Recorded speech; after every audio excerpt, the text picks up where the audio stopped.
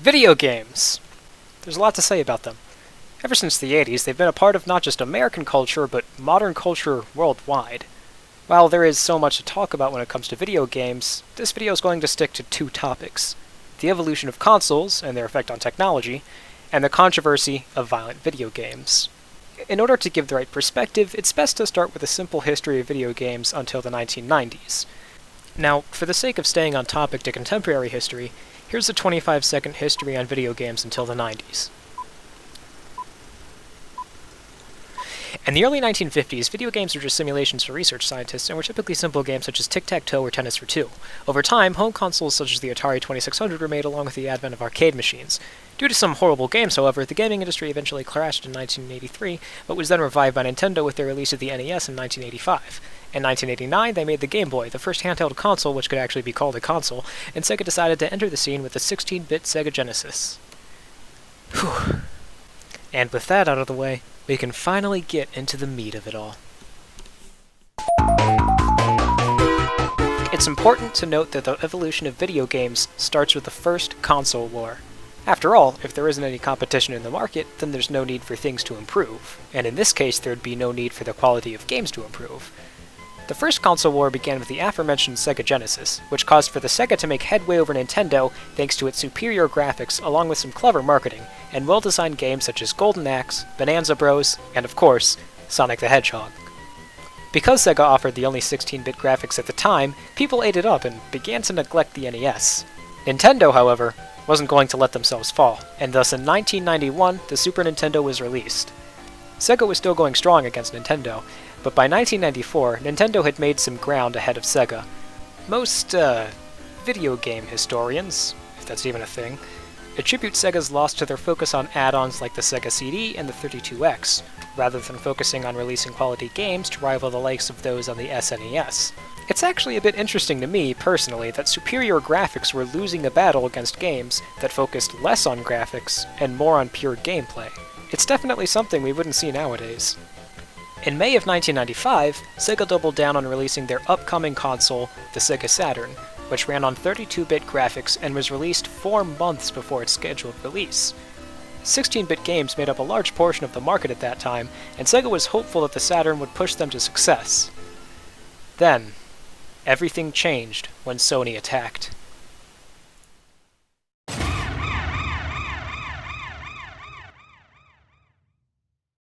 The month is September of 1995. 4 months after the release of the Sega Saturn, the PlayStation rises to conquer the video game world using its stunning graphics. The PlayStation was sold for a whole $100 less than the Sega Saturn, leading for Sony to deliver a crushing blow to Sega. Nintendo, of course, wouldn't allow themselves to be left behind, and so in 1996, the Nintendo 64 was released. Sega couldn't even hope to compete with these two consoles, especially against their games. Nintendo had Super Mario 64 and Pilot Wing 64 on release, while Sony delivered games to appeal to the older demographic. Alien Trilogy, Battle Arena Toshinden, Metal Gear Solid, all of these games appealed to the teenage demographic and were fitting for the time. The kids of the 1980s had grown up now, after all, and Super Mario just wouldn't be enough to satiate the angst of those kids. The PlayStation topped the 5th-generation console market, followed by the N64. The Saturn, meanwhile, was left behind in the dust. Determined not to let their money and effort go to waste, Sega stood up, dusted themselves off, and entered the 6th console generation with the Sega Dreamcast in 1999. Sega was optimistic, hoping that the Dreamcast would be their saving grace. They put their all into it, including SegaNet Internet Service, which was far ahead of its time. Alas, it was all for naught. The PlayStation 2 released in 2000, 1 year after the Dreamcast, and Nintendo released the GameCube in 2001. To make matters even worse for Sega, Microsoft released the Xbox in 2001. All 3 companies surpassed the Dreamcast by a long shot, and that fateful year, Sega pulled the plug on console development, and henceforth became a third-party developer. Nintendo, Sony, and Microsoft, meanwhile, competed furiously with each other. Games continued their trend of being more edgy, with games like the Metroid Prime series on the GameCube, as well as Shadow the Hedgehog in 2005. Good God, get that piece of garbage away. On the PS2, there were games like Silent Hill, Grand Theft Auto, the Metal Gear Solid series, Devil May Cry, etc., etc., etc. The Xbox 2 was no stranger to mature games, as it had games like Halo, Dead or Alive 3, Tom Clancy's Splinter Cell. I mean, good god, name one game you played as a kid that wasn't on the PS2 or Xbox. Now, on the topic of kids playing violent video games, you might be thinking about the controversies which came from that. Just sit tight, we'll get to that in a bit. In the 7th generation of consoles, there really isn't much to be said. In 2005, the Xbox 360 was released and featured similar games to those on the original Xbox, the only real difference being improved graphics. The same could be said for the PlayStation 3, so there's nothing really special to say here. Wait a second. Oh yeah, that's right. I almost forgot about one thing.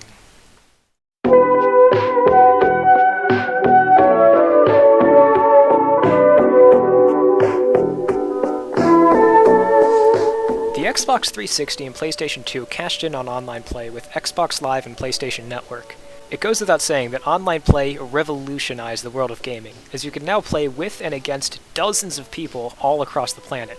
It allowed for games which would otherwise be horrible due to poor mechanics and story to become cash cows purely because some strangers online went to go pew pew pew at each other. While the PS2 and Xbox 360 catered to the demographic of self-proclaimed gamers, Nintendo decided to take a different angle and target families with the Wii.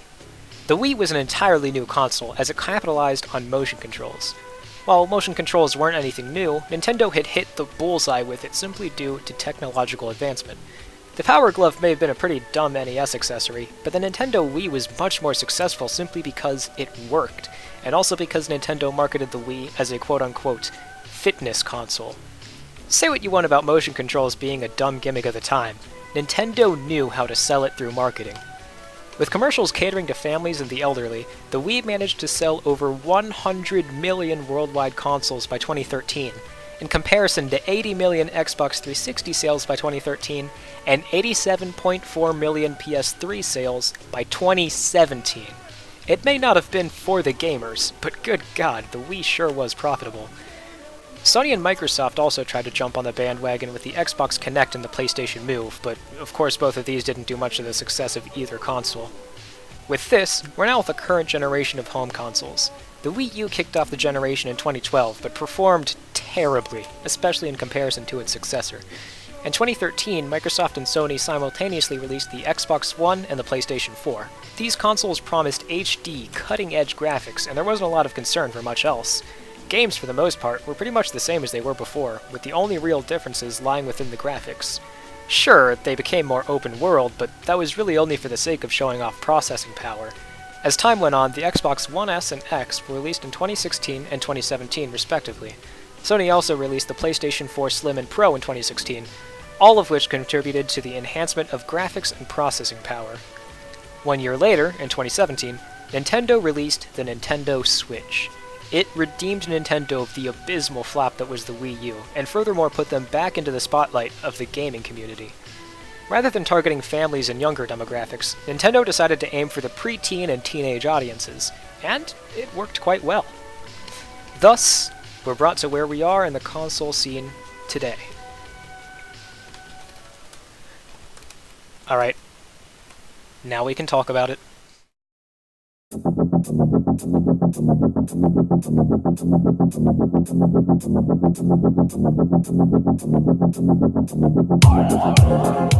Do video games cause violence? This question pops up very often, and the question dates almost as far back as the existence of video games themselves. The first controversial video game was Death Race in 1976, but for the sake of keeping with contemporary history, we'll jump forward to the two most controversial games in the early 90s, Night Trap and Mortal Kombat. The former game, Night Trap, was released in 1992 for the Sega CD, and featured 5 girls having a slumber party in a house where vampiric strangers are trying to break in. In case you can't tell from girls having a slumber party, yeah, things get a little too spicy, which led for the game to eventually be pulled off of shelves in 1993. Mortal Kombat, released in the same year as Night Trap, also came under fire for featuring its quote-unquote lifelike violence, particularly on the Sega Genesis version of the game, as the Super Nintendo didn't really have any of the... that red stuff right there.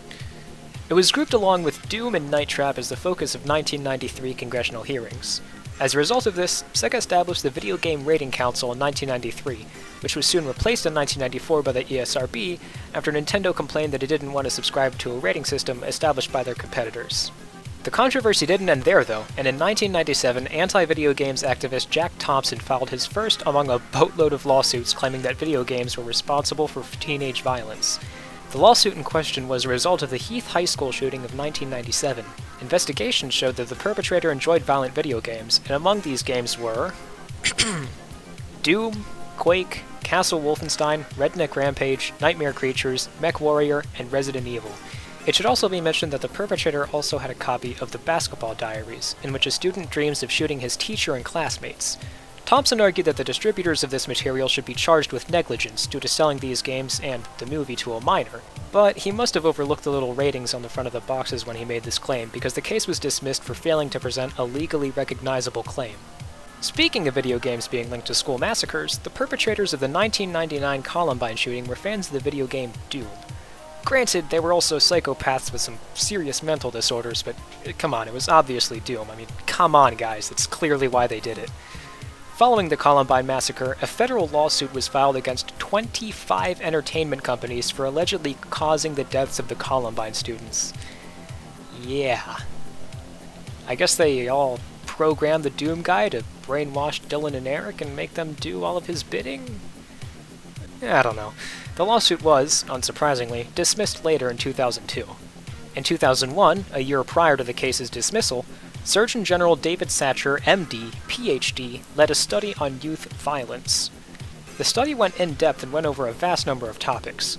In the summary of his findings, he stated that, quote, "Take together, findings to date suggest that media violence has a relatively small impact on violence. The effect on aggression is stronger, ranging from small to moderate." So, no, video games don't cause violence, but they can increase children's aggressive behavior in the short term. It suggested that long-term effects are merely hypothetical and can't truly be concluded. Besides, if video games are a contributor to violence, they're dwarfed by the impact of mental instability and the quality of home life. The debate, however, still waged on, and history seems to have simply repeated itself. In 2004, Guy Cumberbatch, PhD, established that some of the strongest claims are made on the most flimsy of evidence, but that didn't stop our old friend Jack Thompson from filing more lawsuits against video game companies in 2006. One of them claimed that GTA Vice City caused for a teenager in New Mexico to murder his family. Thompson furthermore pushed to have the game Bully pulled from store shelves, claiming that it was a Columbine simulator. Thompson would later be disbarred by the Florida Supreme Court for inappropriate conduct in 2008. Good riddance, you subhuman garb. Now, I would like to keep going through this timeline, but the fact of the matter is that it's just a repetition of the exact same offense. Someone claims that video games cause some sort of murder, and then takes it to court. The case is dismissed, only for someone else to make the exact same claim based on little to no solid evidence, resulting for the whole cycle to repeat itself over and over and over again. So with that said, I think it's time that we get to the bottom line.